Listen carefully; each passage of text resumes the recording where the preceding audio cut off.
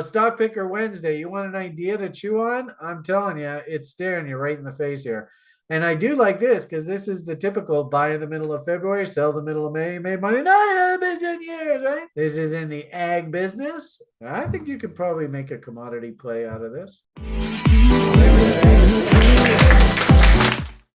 It's stock that Josh was interested in. I actually really do like it. I'm not going to buy any more, but I already have some on the books. And if it does decide to rally, we should make some half decent money. What do you think, Josh? That looking pretty good in there? I think we bought this double bottom. And because I did little old lady style, I'm not really too concerned if it broke down. I don't know whether I really need to add any more to the portfolio, but sure looks like another really sexy little bottoms coming in here. So if you wanted to add to that, that looks super, super ready to go. I think it was ready to go last year, but the grain markets just didn't cooperate. I think a name that David mentioned last night, which I think would be directly related to this, was a potash company. What do you think? Did somebody take a position there in that farm there, Eddie? What do you think? Is that a bit of volume? Does that volume get you excited? How's that for volume? How's that for big green dildos? Now that's the definition of a big green dildo.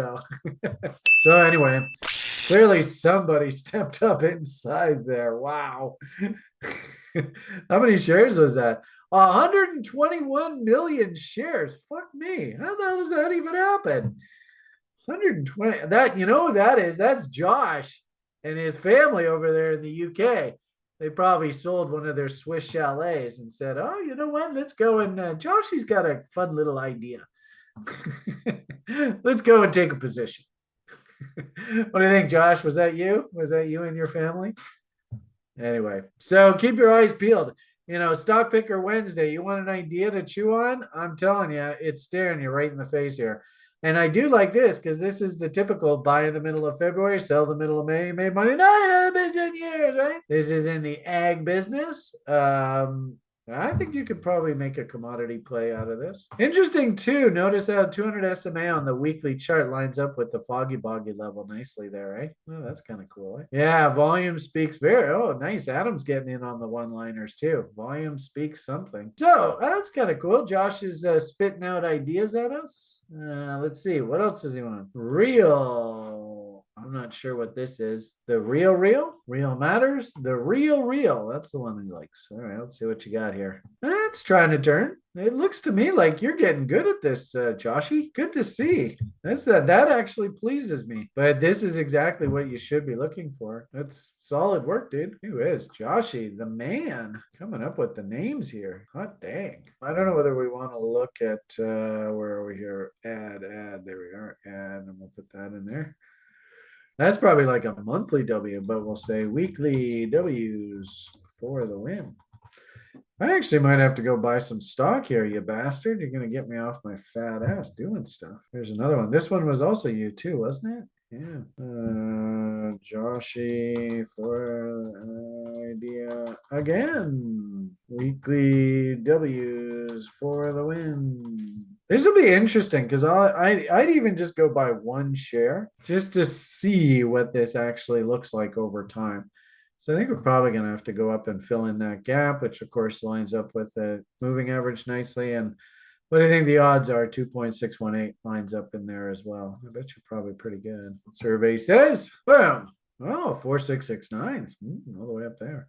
So 2.618, that's going to be filling in this gap and testing that high and that low and that high there. We're probably working our way up into that, but 4669, I think that's probably realistic. Even if you just went off of this low all the way up to this high and then just did our regular fibs, douche, there you go. So 4669 is, and actually I do like this because, these are horizontal support and resistance. That level right there and that level right there. So you can already start to see that there's a pretty good case to be made for this thing to work its way up into this area. And then we can even go gap line. There you go. And we'll go, well, there you get the idea. That's a pretty good looking name there, sir. So nice job.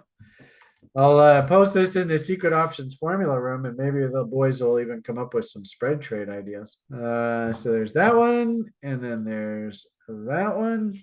Jesus, Josh? Where are you coming up? I think we need to get Josh on here and just Josh. What are the ideas that you're interested in the market right now? This could be a show unto itself. This one probably doesn't have as big a fog and bombs because these bottoms look kind of small, but there you go. 877 right up into that area. This thing's probably going to take a while to get up there, but well, I like I think as they said, I like the cut of your jib. And no, that's not a sexual reference.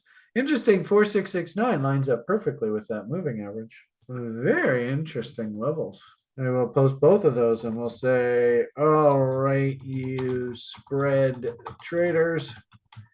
There's a couple of names from Joshy to chew on. So maybe next Wednesday, we'll have our meeting next week. Next Tuesday evening, maybe next Wednesday, we'll have actually some option spread ideas to look at.